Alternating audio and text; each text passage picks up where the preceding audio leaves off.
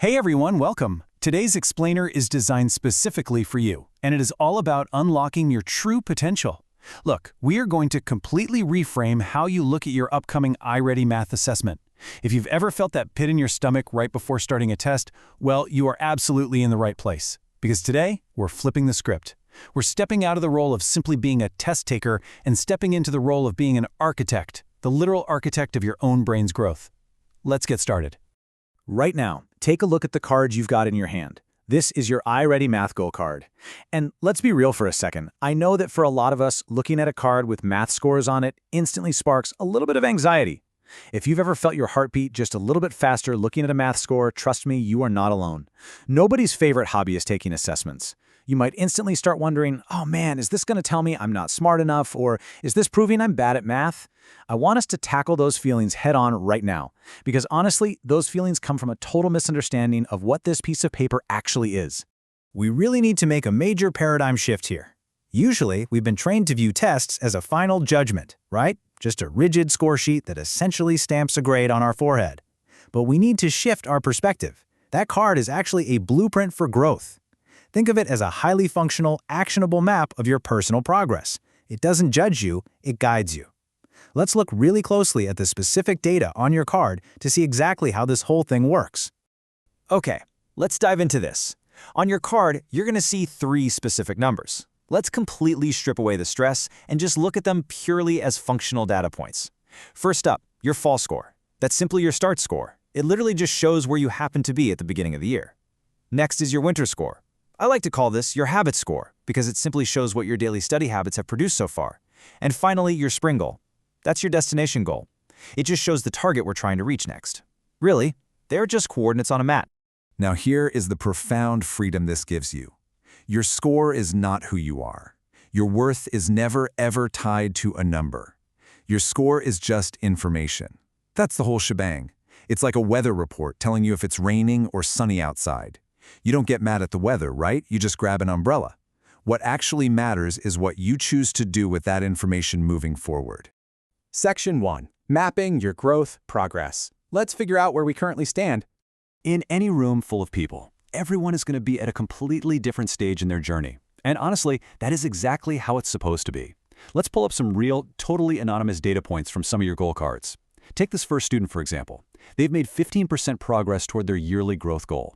If your card looks something kind of like this, you might feel like you're just getting started or that you have a really long way to go. And I'm here to tell you, that is completely fine. Keep pushing. You are on the board, you've taken the crucial first steps, and the journey ahead is just packed with potential. Now let's look at another student's data. Check this out. This card shows a student sitting at 89% progress toward their yearly goal. They are incredibly close to hitting that exact yearly target.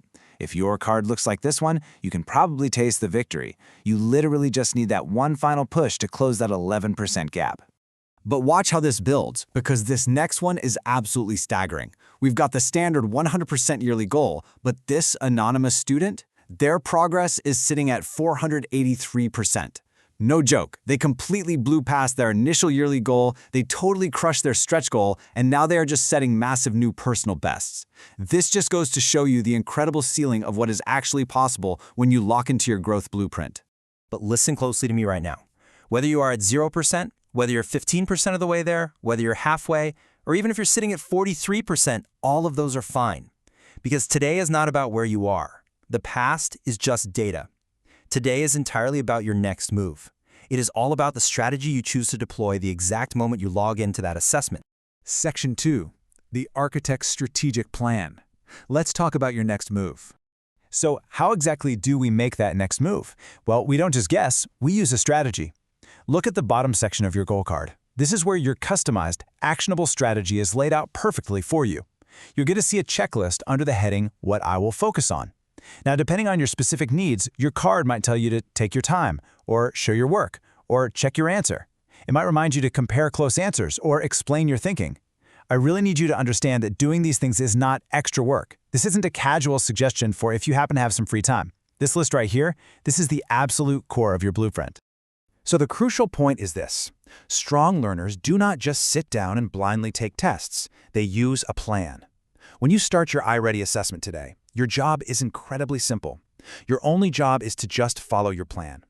Don't worry about the final score, don't worry about the timer, just calmly execute the exact actions listed on the bottom of your card.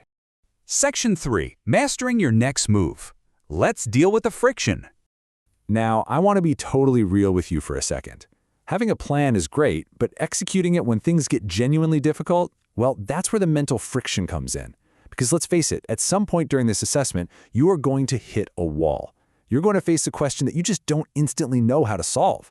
And when you hit that wall, your internal monologue might start whispering exactly what you're seeing right now. Just click it, move on, this is too hard, just finish so we can be done. Have you ever heard that voice in your head during a tough test? Because I know for sure I have. But I want you to internalize this fact right now. Experiencing those thoughts does not mean you are failing. It doesn't mean you aren't smart enough. It literally just means your brain is acting like a normal human brain. Everyone's brain naturally tries to find the easiest way out of a difficult situation. It's just trying to save energy. But as the architect of your own growth, you get to override that instinct. And that brings us to the true definition of focus and self-control. It is not about magically never having negative thoughts. Focus is simply noticing that thought, noticing your brain saying, just click anything and move on, and still choosing a better move. It's in that exact moment of intense frustration that you look back down at your goal card, you read your plan to show your work or take your time, and you actively choose to do it anyway. That triumphant act of self-control, that is exactly how you grow. I want to leave you with this final thought as we wrap up our explainer today.